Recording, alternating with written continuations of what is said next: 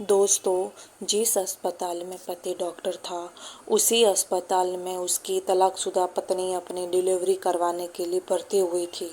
लेकिन जैसे ही वह अस्पताल के गेट पर पहुंची, अचानक उसके पेट में असहनीय दर्द उठने लगा। वह जोर जोर से चिल्लाने लगी, जमीन पर अपने पैर पटकने लगी। आंसू उसके चेहरे से ढलकने लगे, क्योंकि दोस्तों उसके बच्चे के जन्म का समय आ चुका था। इतना हंगामा सुनकर डॉक्टर साहब दौड़ते हुए उसके पास पहुंचे और उनके पीछे पीछे कई नर्सें भी भागते हुए वहां आ गई। लेकिन जैसे ही डॉक्टर साहब ने उस महिला का चेहरा देखा, उसके कदम ठिठक गए। उनकी आंखें फटी की फटी रह गई और अगले ही पल वह वहीं खड़े होकर फुट फुट कर रो पड़े, क्योंकि वह महिला कोई और नहीं बल्कि उनकी अपनी तलाकशुदा पत्नी थी। लेकिन अब यह सबसे बड़ा सवाल यही है, आखिर इन दोनों पति पत्नी के बीच ऐसा क्या विवाद हुआ था कि कभी एक दूसरे की जान कहे जाने वाले ये दोनों तलाक लेकर अलग हो गए। इस दर्द भरी दास्तां को जानने के लिए पूरी कहानी को आखिरी तक जरूर देखें, सुने। लेकिन उससे पहले अगर आपको कहानी पसंद आए तो इसे लाइक करें, चैनल को सब्सक्राइब करें और कमेंट में अपना और अपने शहर का नाम जरूर लिखें। यह सच्ची कहानी है हिमाचल प्रदेश की। वहीं रहते थे एक सरकारी विभाग के कर्मचारी हरिदंत शर्मा। हरिदंत जी का एक ही सहारा था, उनकी इकलौती बेटी काव्या। बेटा नहीं था, इसलिए बेटी ही उनका सब कुछ था। काव्या कॉलेज में पढ़ाई कर रही थी। हरिदंत जी उसे आंखों का तारा मानते थे। बचपन से लेकर जवानी तक जो भी उसने चाहा उसे बिना सोचे समझे पूरा किया, क्योंकि जिसकी एक ही संतान होती है वे अक्सर अपने बच्चे को हद से ज़्यादा लाड़ प्यार में पालते हैं।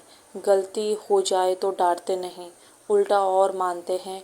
और यही वजह होती है कि ऐसे बच्चे अक्सर बिगड़ भी जाते हैं। काव्या के भी शौक बड़े बड़े थे, महंगे कपड़े, बड़ी बड़ी गाड़ियाँ, रात को दोस्तों के साथ पार्टियाँ, महंगे रेस्टोरेंट में खाना, महंगे मोबाइल, विदेशी ब्रांड के बैग, जूते, घड़ियाँ, इन सब में उनका मन रहता था। और क्योंकि पैसों की कोई कमी नहीं थी, उसके पापा ने कभी उसे रोका टोका नहीं। वे हर महीने काव्या के लिए नई नई चीज़ें लाते थे, चाहे वह फ़ोन हो, लैपटॉप हो या फिर विदेश यात्रा। काव्या की हर इच्छा उनके लिए आदेश थी। समय बीता और काव्या ने ग्रेजुएशन पूरा कर लिया। अब हरिदंत जी ने सोचा, बेटी अब बड़ी हो गई है, क्यों न इसका रिश्ता कहीं अच्छे घर परिवार में तय कर दिया जाए।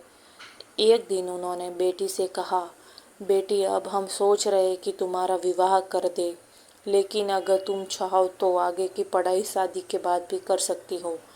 हम तुम्हें कभी नहीं रोकेंगे। यह सुनकर काव्या ने तुरंत जवाब दिया, पापा मैं अभी शादी नहीं करना चाहती, मैं और पढ़ना चाहती हूँ, अपने पैरों पर खड़ा होना चाहती हूँ, मुझे अपनी पहचान बनानी है। लेकिन हरिदंत जी ने प्यार से समझाया, बेटा मैं तुझे पढ़ाई से नहीं रोकूंगा। मैं वादा करता हूँ कि जिस लड़के से तेरा रिश्ता करूँगा उससे सबसे पहले यही कहूँगा कि वह तुझे पढ़ाई पूरी करने देगा। अगर वह मान गया तभी मैं शादी करूँगा। तू चिंता मत कर, मैं तेरे सपनों का गला नहीं घोटूंगा। पापा की बात सुनकर काव्या मान गई। वह बोली, ठीक है पापा, अगर ऐसा है तो मुझे कोई ऐतराज़ नहीं, बस लड़का अच्छा और समझदार हो। अब हरिदंत जी ने अपनी पुरानी पहचान से बात की। उसके मित्र दीनानाथ जोशी के बेटे अमित से रिश्ता तय हुआ। दीनानाथ जी किसान थे, बहुत ज़्यादा सादा जीवन था, दिखावा बिल्कुल नहीं। उनका घर हिमाचल के छोटे से गांव नालागढ़ में था, जहां सुबह की पहली किरण खेतों पर पड़ती थी और शाम को धुंध छा जाती है। लेकिन उनका बेटा अमित पढ़ाई में बहुत होशियार था। बचपन से ही उसका सपना था कि डॉक्टर बने और लोगों की सेवा करे। उसकी मेहनत और लगन देखकर उसको विश्वास था कि वह अपना नाम रोशन करेगा। अमित ने स्कूल में हमेशा टॉप किया, मेडिकल एंट्रेंस में अच्छे नंबर लाए और शिमला के एक बड़े मेडिकल कॉलेज में दाखिला लिया। जल्द ही तारीख तय हुई और धूमधाम से शादी हो गई। हरिदंत जी ने अपनी इकलौती बेटी की शादी में कोई कसर नहीं छोड़ी। शादी में बैंड बाजा, डीजे, फूलों की सजावट, विदेशी मेहमान, 5 सितारा होटल में रिसेप्शन, सब कुछ था। लोग कहते थे हरिदंती ने तो जैसे अपनी पूरी जमा पूंजी लगा दी। लेकिन असली कहानी यहीं से शुरू होती है। शादी के बाद जब काव्या अपने ससुराल पहुंची तो पूरे गांव में चहल पहल थी। लोग कहने लगे फिर रहे थे, दीनानाथ जी के घर तो शहर से बहू आई है, अफसर की बेटी है, कितनी सुंदर है।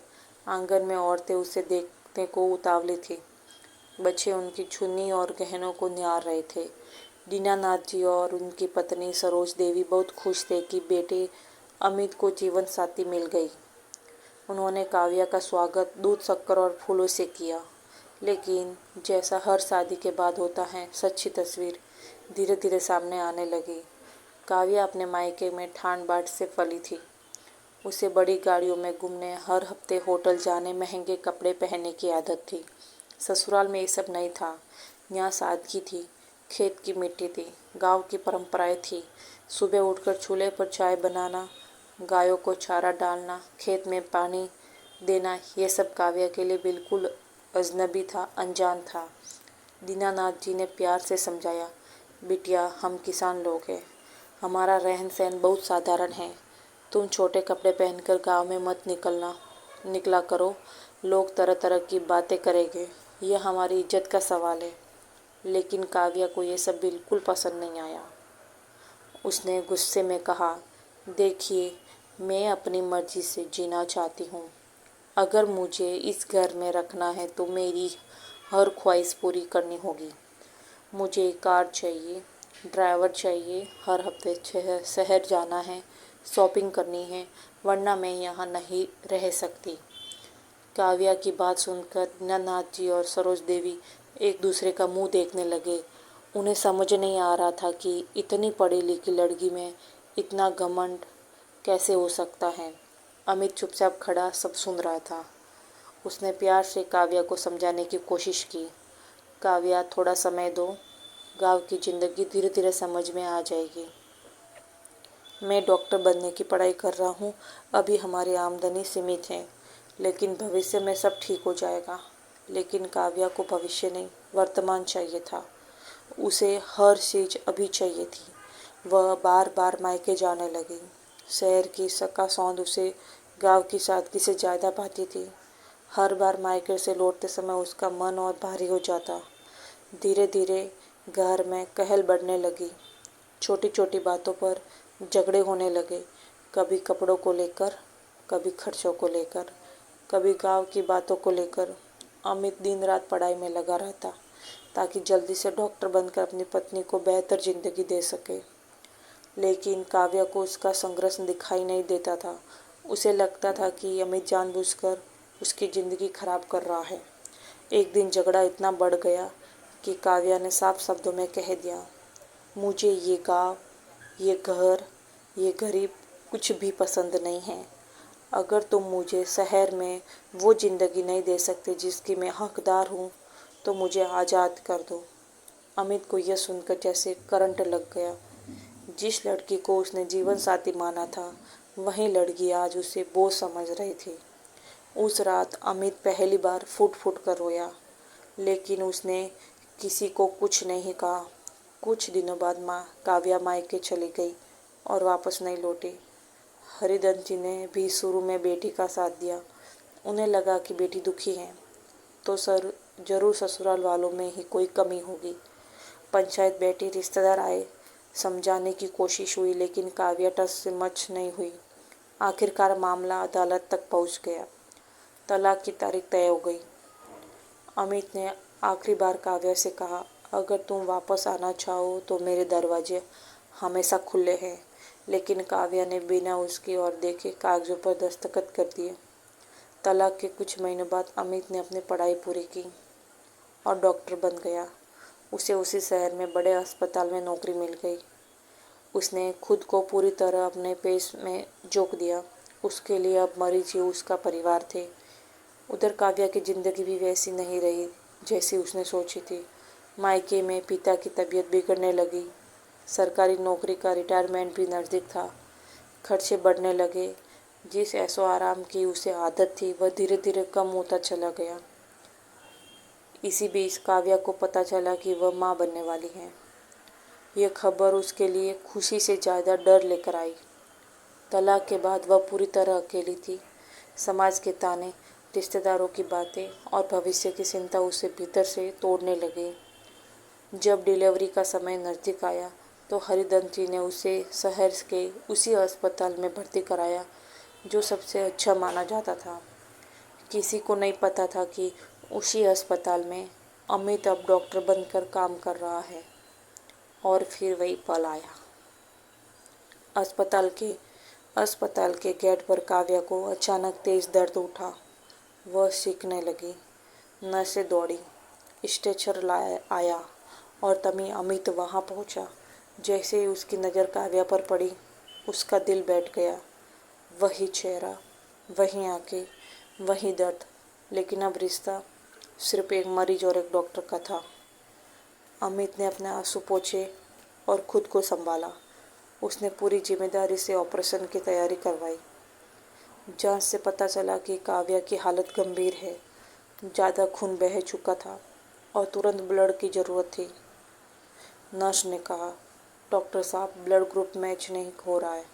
अमित बिना एक पल सोचे बोला, मेरा ब्लड ले लो। सब हैरान रह गए।